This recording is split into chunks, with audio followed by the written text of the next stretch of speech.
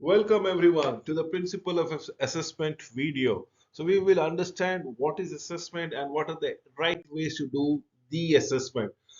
Now, good practices. Let us start with the good practices assessment. Assessment should be an integral part of our curriculum because without assessment, the effectiveness of the curriculum cannot be gauged. As simple as it is. Remember, assessment should be an integral part of the student approach to learning. Why? Because once students are being graded, marked, assessed, it will give a proper understanding of to the students of what their standing is there with respect to their his or her classmates, or probably his or her standard vis-a-vis the requisite standard expected. So assessment makes it very amply clear about the understanding of the subject of the curriculum. The purpose of assessment should be clearly, believe me or not, clearly not only understood by student but also by the staff. Essentially, if a curriculum somebody is undergoing or instructing, they should know what are the key salient features of the curriculum that should be embedded in the learners. So yes, the purpose of assessment should be clearly understood both by the staff and the student. Assessment should be valid. When I say it is valid, it should try stand the test of the time. Number one, it should be transparent. It should be easy to understand, not only for the student but also for a novice person or person who is not related to the curriculum thereby. Then comes assessment should be reliable because it tells what has been assessed and how it has been assessed. Assessment should have a balance between formative and summative. Formative is during the process of learning. Summative is at the end of the process of learning, so as to provide a meaningful feedback whether the student or the participant or the person who has undergone the curriculum, has he perhaps she have improved during the curriculum or not, what was the performances, and the criteria of assessment should, I repeat, be transparent. Essential part. So assessment should be redeemable. As I have been assessed, I have undergone a curriculum in, let's say, university ABC. That assessment, that certificate, that validation should be done not only by University ABC from where I've studied, but also PQR University and XYZ University. It should be universally recognized. It should be redeemable. Assessment should be efficient. It should be inclusive of everything, not only to the for the student, for the staff, for the general society. Assessment should be inclusive. Assessment outcome should be monitored. Student, when they are being assessed, workload should be appropriate with the passage of time. Assessment should be coordinated.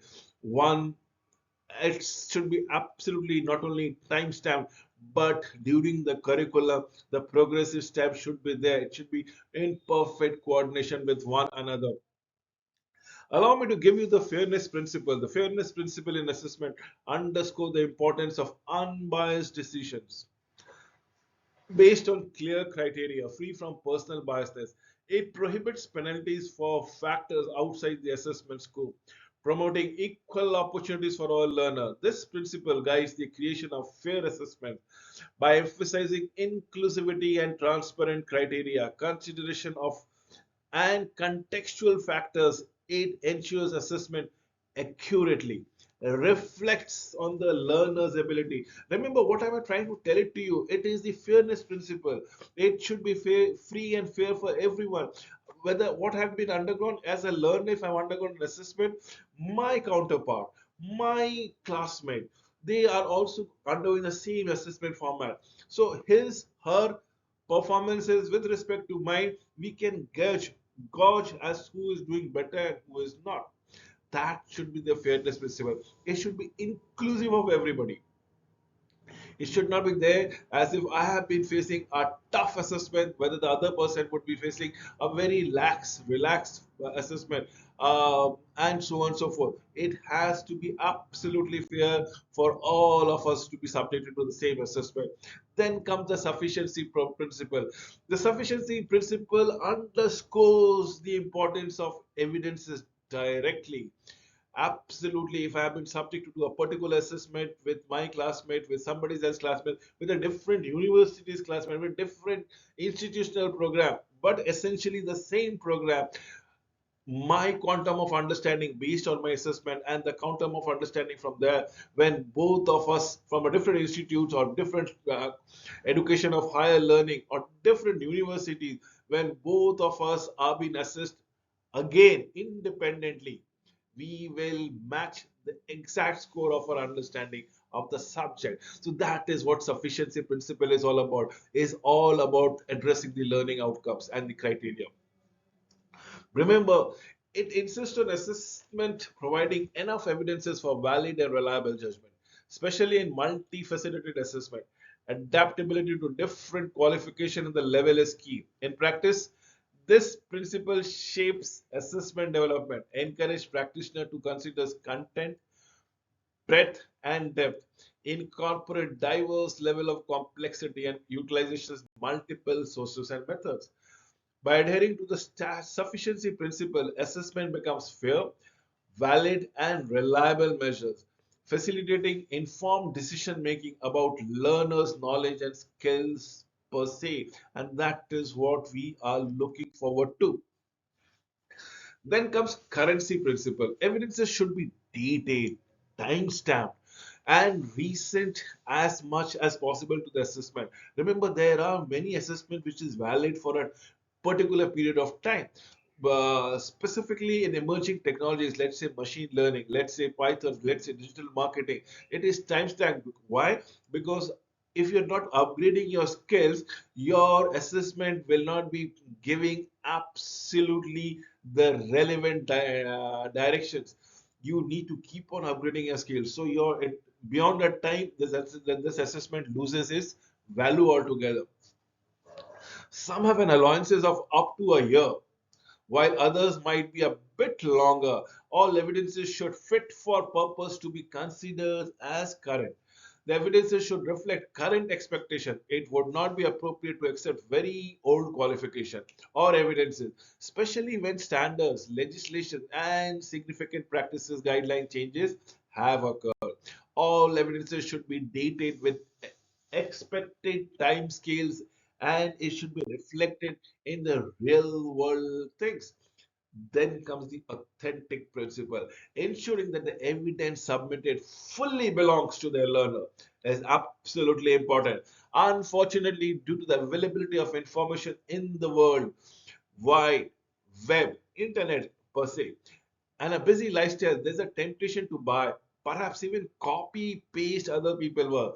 There are even websites offering coursework for absolutely sale. When I say coursework, assignments for absolutely sale. When I say assignment, it can be project for a curriculum absolutely for sale. So you need to be authentic. If you have worked it around, if you have studied it around, if you have done the project sincerely, you've done the assignment sincerely, it becomes an authentic, it becomes a stamp. If it is not plagiarized. On the other hand, there might be people who might purchase it from here and there, hither and thither. But then it might seem authentic, but how authentic it is it becomes a bit of a doubtful. Then the concept of validity principle. The assessment process has to fit for every purpose and reflect fully of what has been measured. In other words, it assesses whether an assessment truly captures the knowledge, truly captures the abilities, truly captures the skills of the participants. The principle is essential because if an assessment lacks validity, its result might not be reflecting accurately on the learner's absolute capabilities. Then comes the learning domain principle. Here it is talking about a domain knowledge. If you have done it on digital marketing, if you are, let's say, on fashion designing, or probably even for cooking purposes, that's a domain knowledge Remember, food production is a domain knowledge, fashion designing is a domain knowledge, digital marketing is a digital domain knowledge. Categorize different levels of cognitive skills the learners can acquire. These levels include knowledge, comprehensions, application, analysis, synthesis, and evaluation. By incorporating this principle into assessment, practitioners can ensure that they are assessing learners' ability across the range of cognitive skills thereby, and that is of very vital importance. Online assessment principle. So there are basically three principles: regulatory, ethical, and educational principle. Remember, educational principle assessment tasks should form an integral part of the curriculum. That's what educational principle is all about. It. So whatever has been taught, whatever has been discussed, whatever has been the syllabus, whatever has been within the purview of the curriculum, you should know everything about it. And that's what educational principles are about it. But ethical principle, it should focus on the intended learning outcomes. It is not the curriculum, it's not the syllabus. At the end of the program, what you should be aware of, how you have been aware of is more important. And that is what ethical principle all about it. Remember, in a curriculum, there are one, two, three, four, five, six, at times seven or eight objectives that needs to be met. And those objective, clear meeting of those objectives is all about ethical principle. The third one is the regulatory principle. The assessment should provide enough, or should I say, plentiful of evidences about the achievement of the students to enable robust decision making in their progressions in the passage of time. So feedback can come from different directions, including the practitioner, including the self learner, including the society people, including the friends and families. Effective feedback helps learner reflect on their understanding, on their performance, enabling them to make adjustment and progress absolutely effective in their learning journey. While formal written statement to the parents occurs once per semester, twice per year, at times, if it is a trimester system, three times in a year. More frequent feedback to students about child progress is generally mandated, but then it is not possible given the tight academic schedule. Why? Because this will help them to improve on their performances, being effective in understanding the student's achievement, involving families, involving parents in the learning process through regular feedback fosters collaborative environment and positively impact the student achievement thereby. Allow me to give you the characteristics of effective feedback. Feedback improves learning. Definitely, yes. Feedback starts from the learning intentions. Why do you want to undergo a curriculum? Why do you want to undergo a program? Feedback is a clear focus on improvement strategies. Feedback encourages reflection. The errors measures misunderstanding, if any, and feedback is definitely more than a grade. A grade only reflects the effectiveness of the learner, but feedback will emphasize on the continuous improvement that the learners needs to achieve, strives to achieve. So yes, feedback is vital for the assessment. Feedback is vital not only for the learner but also for the practitioner thereby. It has an intention, it has to be focused, it has to be timely, it has to be relevant. So feedback improves learning, definitely yes. It starts with the learning intentions, clear focuses on the improvement strategies. I've already stated it. Feedback encourages reflection, as in what needs to be done. Errors measures misunderstanding. Feedback is more than a grade. If you have seen this, I am just in. Uh, Put the same content in two consecutive slides for my learner to understand how important the feedback is all about it. Now, let me allow to give you the effective ways of giving a feedback. First and foremost, explain. And whenever you explain, explain with proactive words, explain with positive nuances. Ensure that the learners is focusing in understanding what is you are trying to assess. What is their end objective of the learning? Encourage learner to ask question, because this will eventually form a bond between the practitioner and the learner, between the mentor and the mentee. Make regular time for discussing feedback. In fact, it would be better as it happens, give feedback on a regular basis. Advise learner that they will have an opportunity.